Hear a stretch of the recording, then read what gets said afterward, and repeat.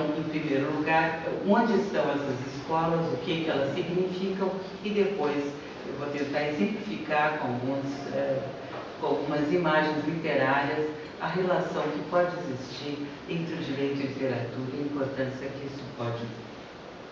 Quando nós falamos em direito e literatura, nós encontramos pelo menos 3 escolas, 3 perspectivas, 3 modos de encarar essa questão.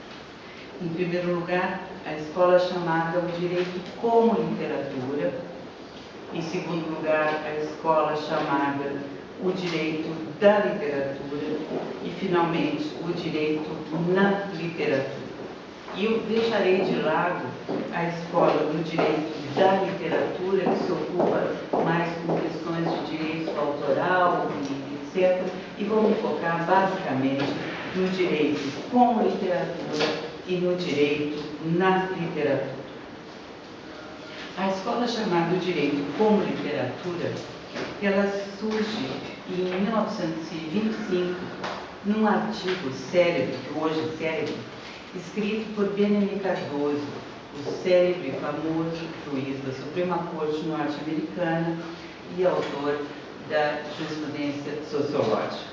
As decisões do juiz Cardoso, como todos vocês sabem, elas integram um verdadeiro cânone dos leading cases mais famosos do direito norte-americano e cuja importância se projeta muito para além do direito norte-americano.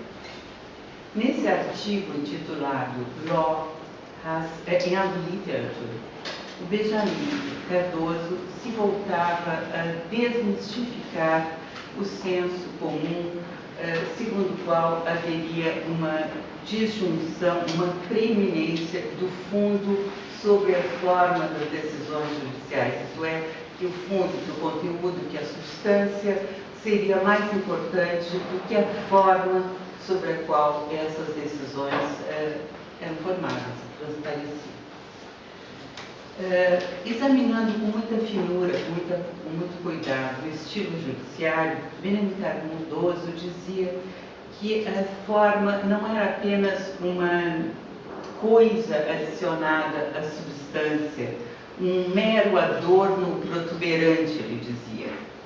Ele dizia que fundo e forma se encontravam fundidos numa verdadeira unidade, tinham um vínculo verdadeiramente consubstancial numa decisão judicial.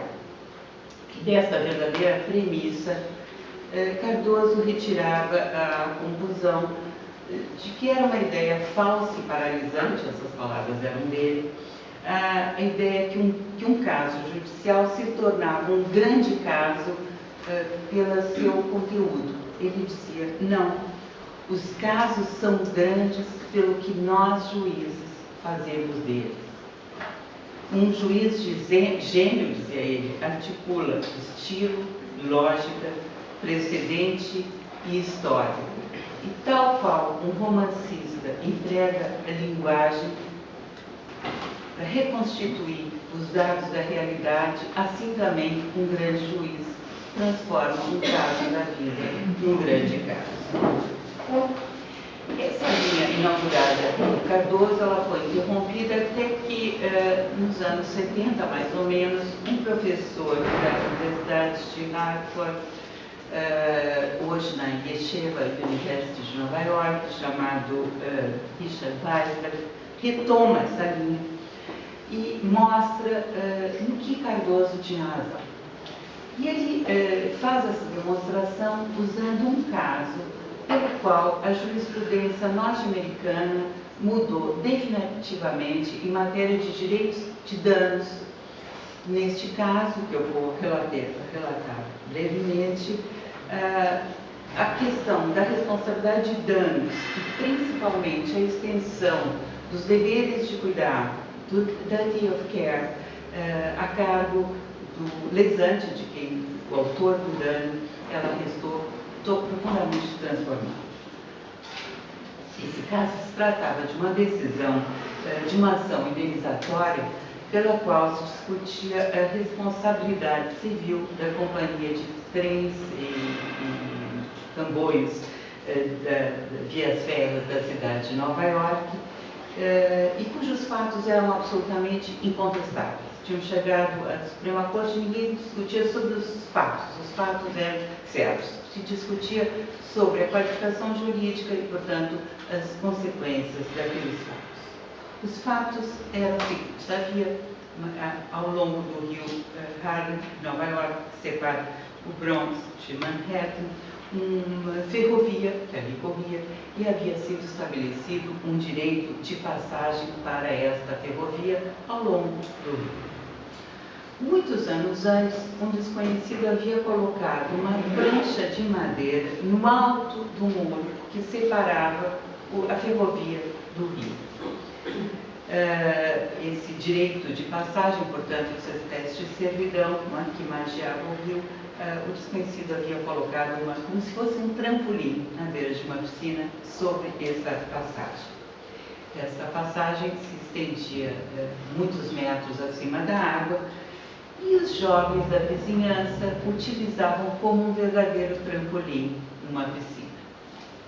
A força motriz para os trens que passavam, os tambores que passavam na via férrea, ela provinha naquele ponto de linhas de alta tensão que corriam sobre o trampolim. Então, geograficamente, nós tínhamos a via férrea, a prancha de madeira colocada, acima os fios de alta tensão e atrás, além disso, o rio. Um jovem com 16 anos, James Hines, nadou no rio até o trampolim, subiu no trampolim, avançou sobre o trampolim, sobre aquela prancha e se colocou em posição de equilíbrio para mergulhar. Nesse momento, vários fios de alta tensão caíram. Um ou alguns desses fios atingiram o jovem Hines nas costas e, com isso, o fio atingiu a prancha e ele foi atirado na água com a prancha, morrendo instantaneamente quando o fio tocou a água. Não se sabe se o menino morreu eletrocutado ou afogado.